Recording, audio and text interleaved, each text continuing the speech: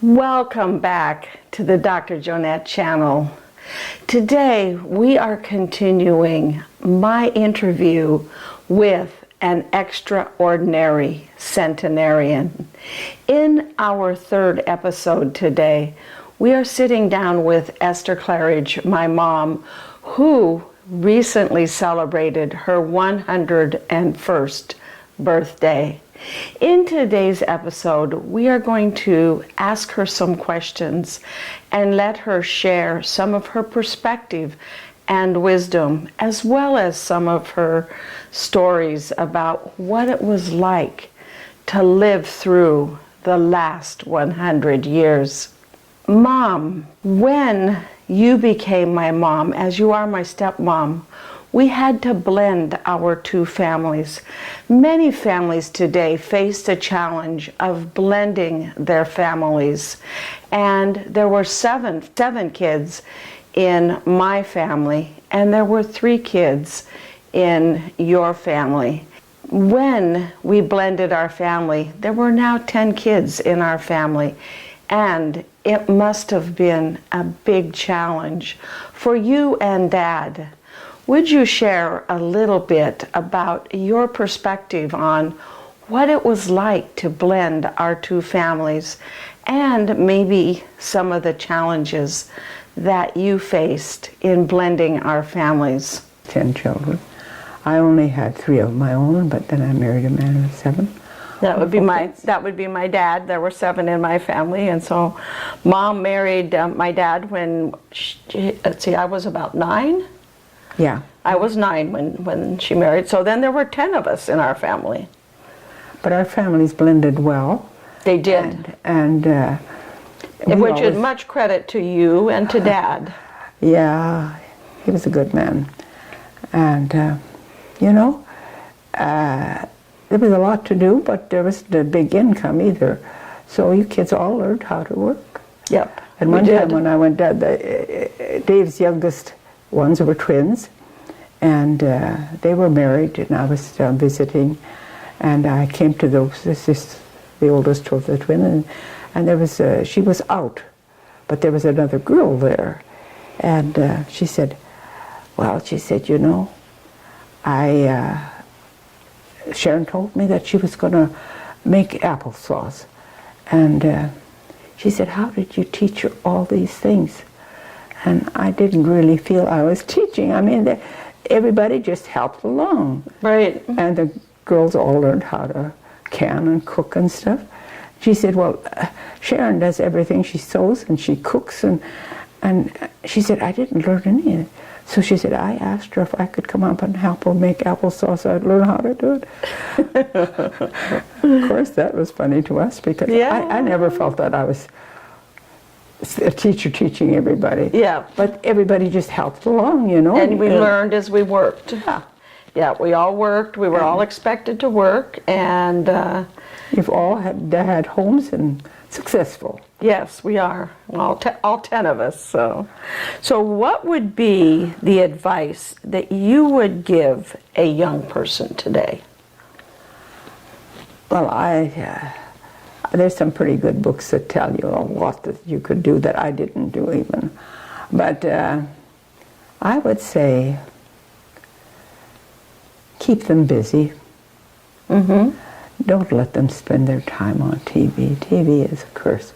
It can be a blessing, but it is a curse a lot of times. And video games? Video games, and a lot that they see on TV is not the best. Mm-hmm. And I think kids that can get out and work and play and do things outside would be the best way. And I felt that my husband and I, we eat some things, and we try to follow some good advice that we heard, and I think that's a good thing. I think it's good to learn how you can improve what you're doing. Yeah. And so I give credit to having read and tried to put into practice some of it. It's like, for instance, when kids are allowed to just do as they please, they they don't even use activities lots. They just waste their time doing foolish things. And when they learn to work, and they learn to appreciate being able to do things. I remember my mother lived with me the last 3 years of her life, and I had a wonderful mother. And she was a seamstress, and she gave us a lot of advice.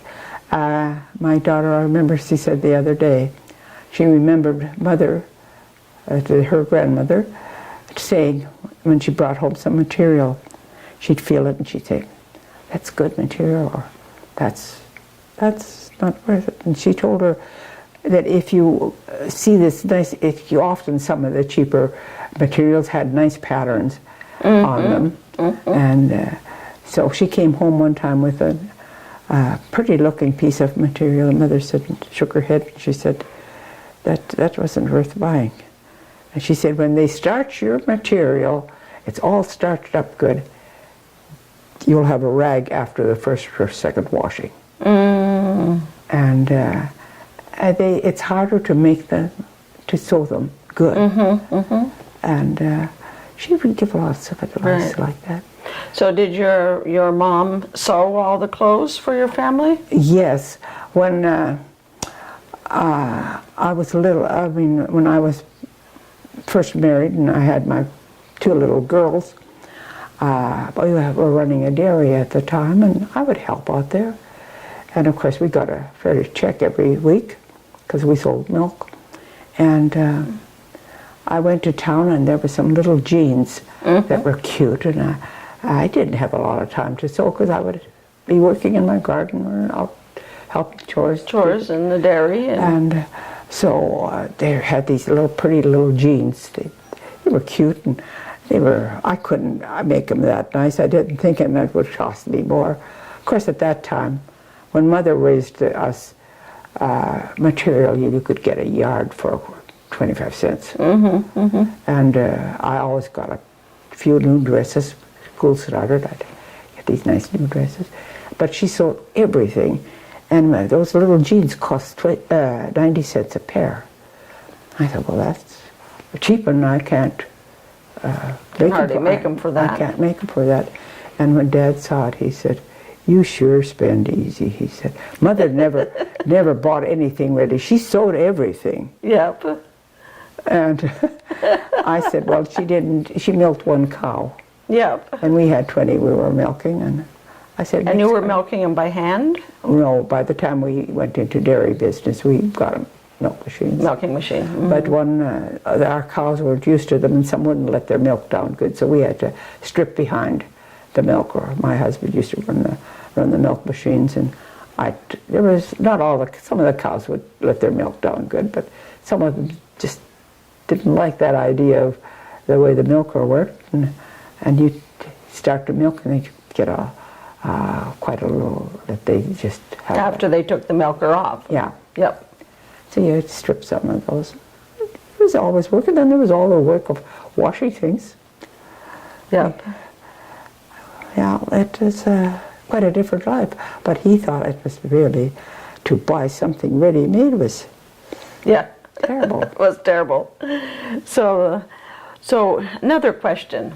What do you eat for breakfast? For breakfast, I usually have cereal. Not too much, it was usually cooked. We'd have different kinds. We had Sunny Boy cereal, and we had rolled oats and cream of wheat, and different things.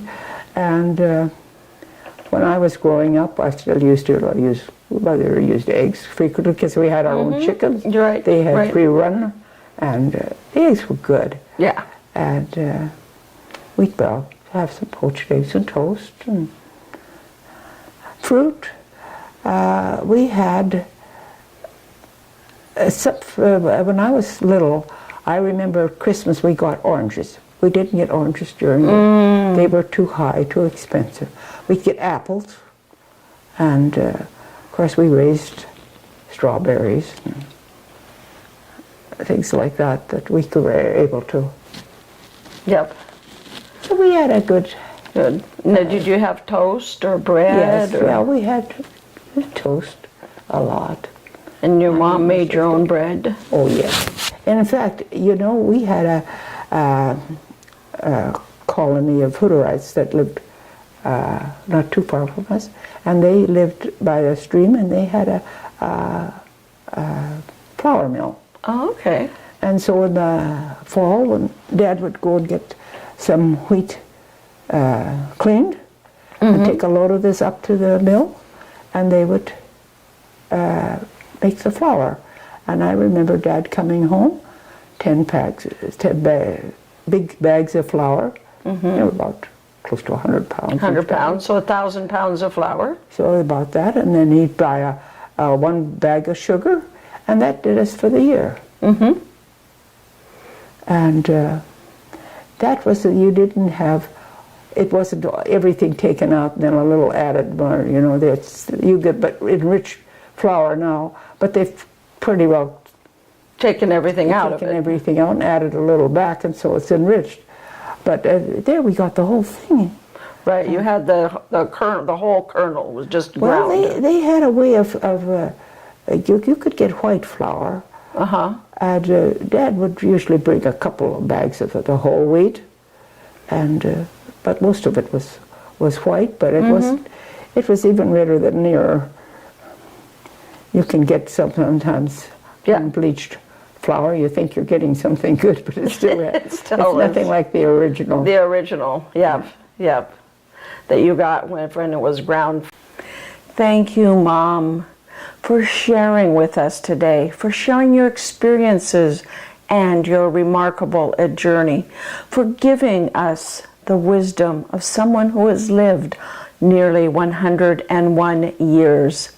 We are looking forward to having additional conversations with you.